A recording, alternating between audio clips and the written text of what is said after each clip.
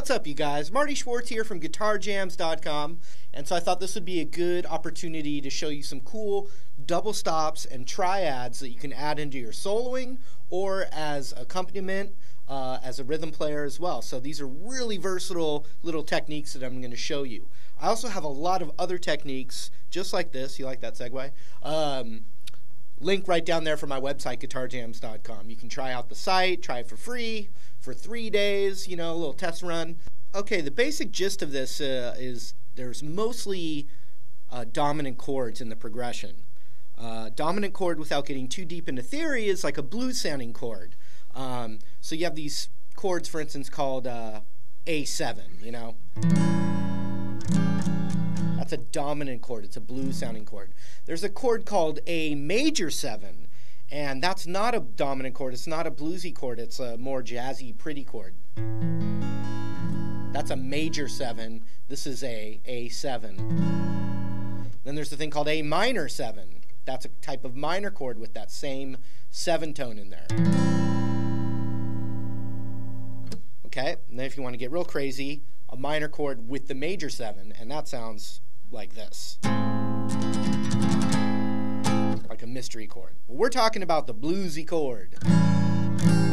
Now, you can substitute a 7 chord, which is the dominant chord, for an A9, A13, A11. Those all fit into that dominant, that bluesy sounding thing. Okay, so enough about that. That's kind of the background.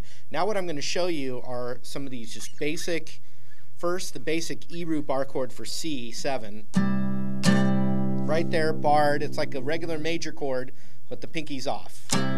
Okay, that's the 8th fret right there. So you got C7, A7. Oh, I'm sorry. You got C7. And then you have E7 to A7. Now another way to play that E7 is with the root on the A string, which is right here. And you can play that, which looks like an A major, but then an A7. Pinky, ring, barred. Just like an A7 chord.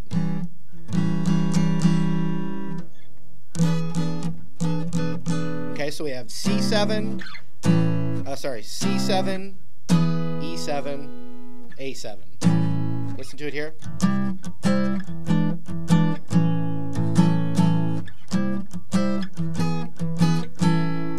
Now what I was playing instead of E7 was I was playing this little E7 triad right here, which is 7th fret, 6th fret, 7th fret.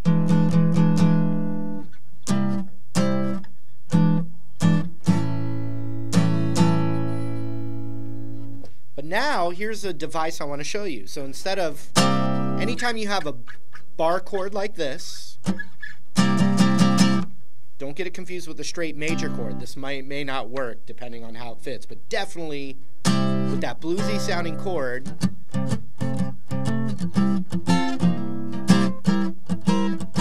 you know, all that kind of bluesy sounding stuff, you always have this device. You want to keep track of the root. Right there, it's that 8th fret of the high E. We're going to bar the high E, the B, and the G. And then you can hammer on or just keep your middle finger down. So that would be 9th fret, 8th fret, 8th fret. Okay, so instead of this, you have this. Right now I'm just playing the G and high E with my thumb and middle finger while I hold the pick. You could pick them, you could strum them, okay, but you always have that. But then you always have this. That same thing a whole step down. Still over that C root though.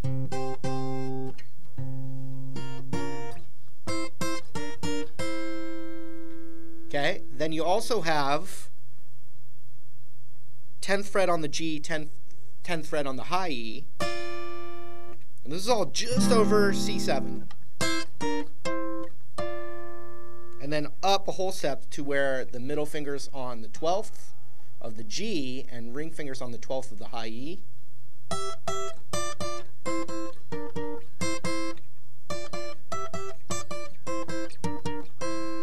however you want to finger that. Okay? Now watch what happens though. What's cool is, remember, we had C7 to E7 to A7. Now that little trick I just showed you can be improvised, any of those little spots for each of the chords. So let's look at E7 way up here. Remember, because I was talking about if we have C7, then we have this.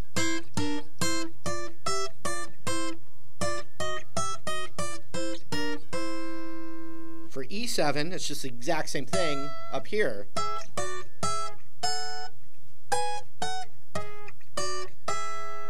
Now notice, instead of middle finger and ring finger, I could also bar it,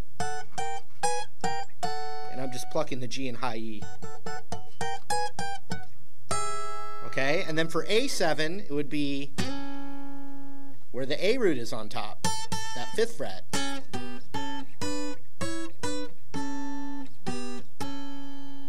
So watch, I'm going to play the regular progression.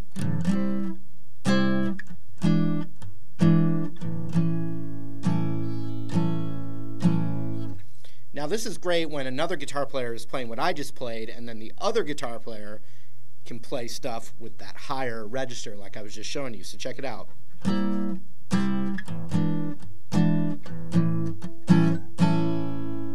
then this version instead.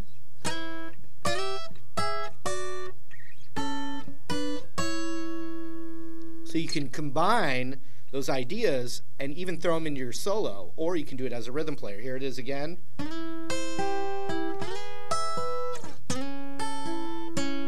So that time I didn't do any of the moves, I just did that first one I showed you for each chord.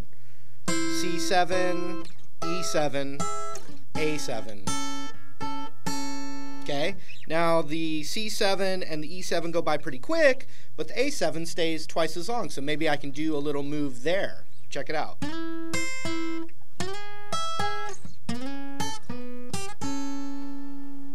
Okay, or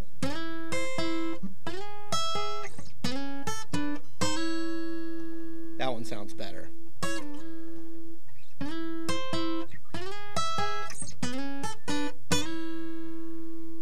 Okay, now the fun thing is with a minor chord, which is next, D minor, A7, D minor.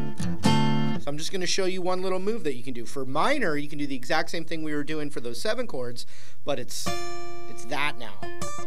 So for D minor, the D's on the 10th fret of the high E. We bar the 10th fret of the G and, you know, the B and the high E. And then you've got that.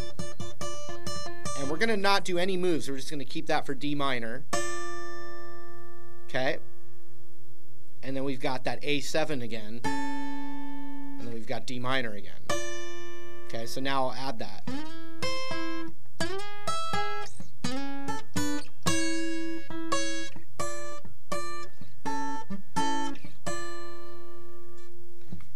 With that minor, you can add what's called the 9, which is a whole step above the root while you bar it. And then you can add that pinky a half step higher.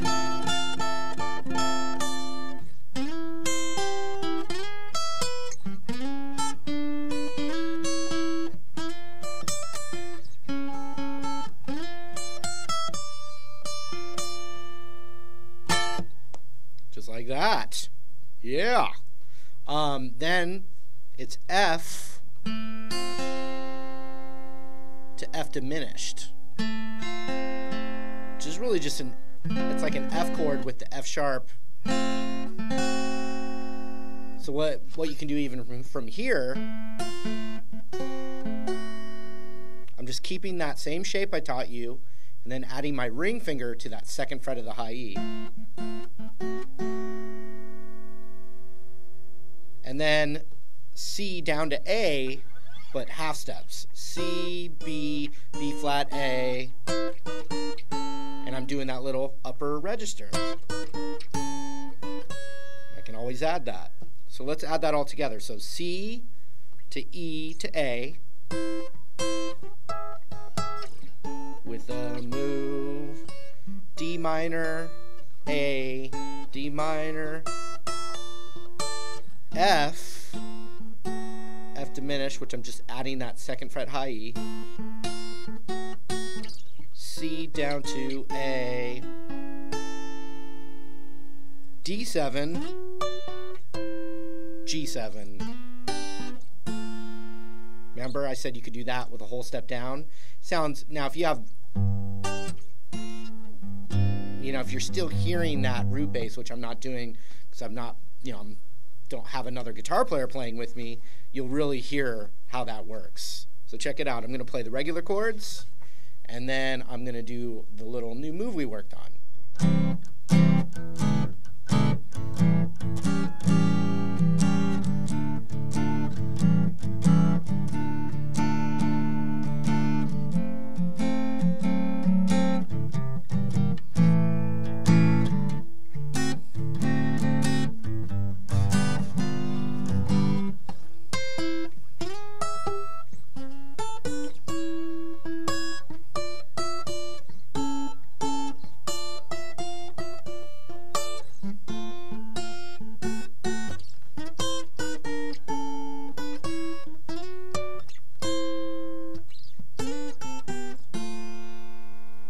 So for G7, instead of me starting on that first one for that, I started on the slide up here.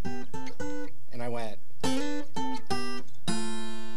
See that? So you can do that. It doesn't always have to start with that one, but I wanted to start the lesson that way so you would kind of start to piece that together.